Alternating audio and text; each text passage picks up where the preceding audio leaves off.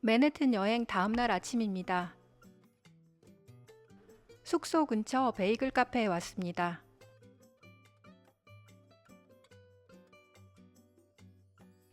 저는 에브리띵 베이글에 록스와 크림치즈가 들어간 샌드위치를 주문했습니다.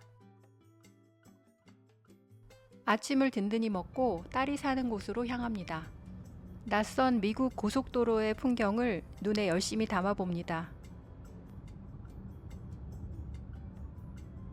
고속도로 주변에는 광활한 숲이 펼쳐져 있고 표지판의 크기와 정보가 최소한으로 되어 있다는 것.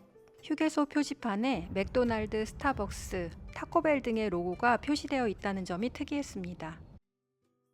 잠시 근처 마트에 들러 삼겹살을 사와서 라면과 함께 늦은 점심을 먹었습니다. 월요일 점심에 근처 산책로에 바람을 쐬러 나갔습니다.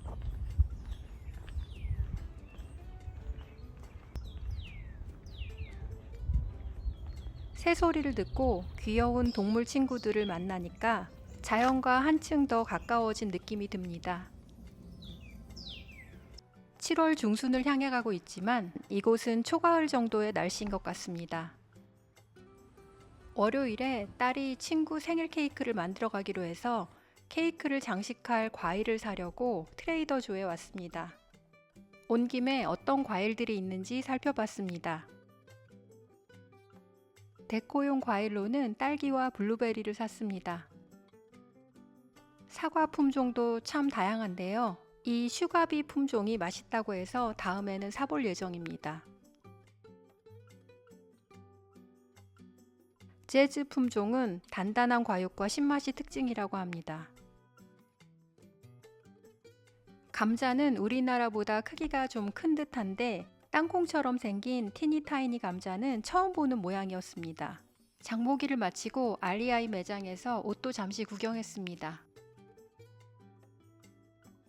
커피 필터를 사와서 드디어 뉴욕에서 사온 원두를 내려 마실 수 있게 됐습니다. 자도르 채널의 레시피를 참고해서 케이크 시트를 구운 다음 층마다 딸기를 올리고 표면에 생크림을 바릅니다. 끝으로 딸기와 블루베리로 장식을 했습니다. 시트지 자투리에 생크림과 딸기를 올려 하나씩 먹어봤습니다. 화요일 아침에 산책을 하러 나갔습니다. 동백꽃처럼 생긴 청초한 꽃이 눈에 띄어 찾아보니 노각나무 꽃이라고 합니다. 생김새 때문에 서머 카멜리아라고 부른다고 합니다. 이게 바로 말로만 듣던 맥꽃입니다. 화려한 색으로 나비를 유혹한다는 버터플라이 위드. 북아메리카가 원산지라 그런지 화단 어디에서나 흔하게 보이는 자주 루드베키아. 다소 무서운 비주얼의 서양가시 엉겅퀴, 야생 당근꽃과 왕관 갈퀴나물, 소혀 민들레가 한데 어우러져 넓게 펼쳐져 있습니다. 화요일 오후 농장에 가고 있습니다. 1년 단위로 일정 금액을 내고 채소, 과일, 허브, 꽃 등을 직접 채취하거나 제공되는 것을 받아올 수 있는 곳입니다. 차로 25분쯤 달려 농장에 도착했습니다.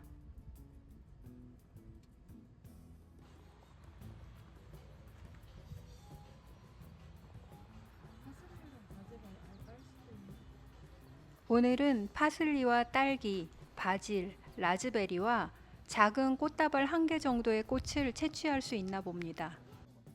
창고 안에는 다양한 허브와 채소가 종류별로 놓여 있는데 농장 장바구니 3분의 2까지 채워서 담아갈 수 있다고 합니다. 이탈리안 파슬리인데 향이 아주 진합니다. 바질과 루꼴라를 보면서 언니가 보면 참 좋아할 텐데 하고 생각했습니다. 근대는 익숙하지만 이 곱슬 케일과 라키나토 케일은 생소했습니다.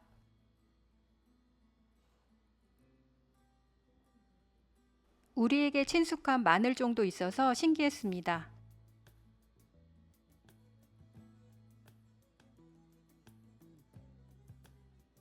하얀색 순무도 몇 개 가져와서 무생채를 담갔습니다. 펜넬 실물은 처음 봤는데 요리에 활용하는 방법을 잘 몰라서 가져오질 못했어요. 호박도 몇 개 가져와서 파스타 할 때 넣어 먹었습니다. 줄기가 달린 비트도 처음 봤습니다. 맨 끝에는 배추도 있어서 한 통 가져와서 김치를 담갔습니다. 창고 바깥으로 나왔습니다. 오늘 수확할 라즈베리입니다. 안쪽 깊숙한 곳에 빨갛게 익은 것들이 많았습니다. 역시 보물은 깊이 감춰져 있나 봅니다.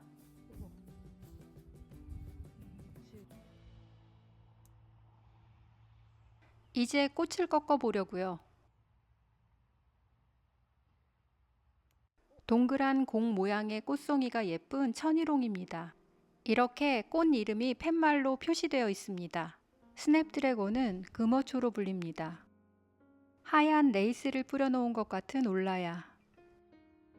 화장품 재료로도 사용되는 카렌듈라.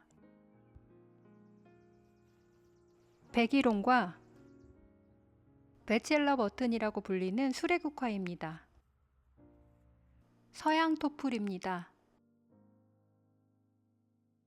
은은한 색감의 예쁜 꽃입니다.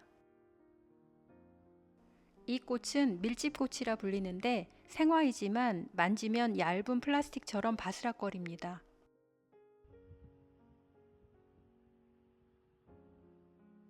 예쁜 꽃다발이 완성되었습니다. 끝으로 해바라기를 구경했습니다. 이렇게 많은 해바라기는 처음 보는 것 같습니다.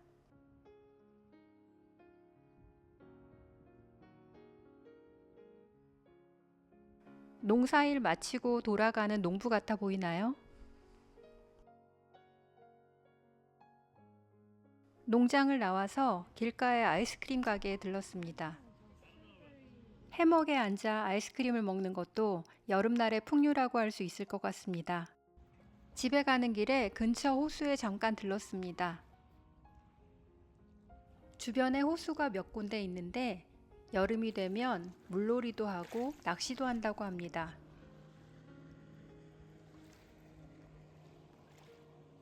집에 들어가기 전에 그린스타에 들러서 몇 가지 장을 봤습니다.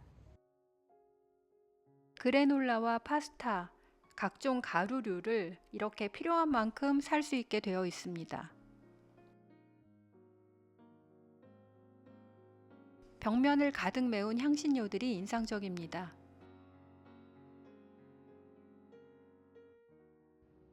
그린스타에서 사온 것들입니다. 레몬 파운드 케이크와 생크림용 헤비크림, 두부와 그릭 요거트, 사워도우 빵과 수육용 돼지고기입니다. 아보카도도 샀는데 정말 맛있었습니다. 오늘 수확한 라즈베리입니다. 수요일에 헬스장에서 운동 마치고 배가 고파서 근처 미츠바라는 음식점에 갔습니다. 저희는 청경채 볶음과 곱창 볶음 그리고 꿔바로우를 시켰습니다. 두루마리 휴지를 사러 타겟에 들렀습니다. 생필품 가격을 보고 다시 한번 물자를 아껴야겠다고 생각했어요. 지난번 케이크 만들고 남은 재료를 활용해서 라즈베리, 스트로베리, 블루베리를 듬뿍 올린 생크림 케이크를 만들었습니다. 딸이 만들어준 펜네 크림 파스타입니다. 농장에서 가져온 파슬리를 다져서 장식했습니다. 일요일 오후 산책로를 다시 가봤습니다. 전에는 못 봤던 식물들이 또 눈길을 끕니다. 연보라 치커리 꽃이 많았습니다. 모과 같은 열매가 달린 이 나무는 흑호두 나무입니다. 원추형의 붉은 열매가 신비로워 보이는 이 나무는 사슴뿔 온나무입니다. 북아메리카가 원산지라 그런지 도로변에서도 자주 눈에 띄었던 것 같습니다. 열매를 가까이서 보면 이런 모습입니다. 만지면 벨벳 천의 질감일 것 같습니다. 산들바람을 즐기며 여유로운 주말 오후를 보냅니다. 저녁에는 농장에서 가져온 바질과 루꼴라를 듬뿍 올려서 피자를 만들었습니다. 와인과 함께 먹으면서 한 주를 마무리합니다. 시청해 주셔서 감사합니다.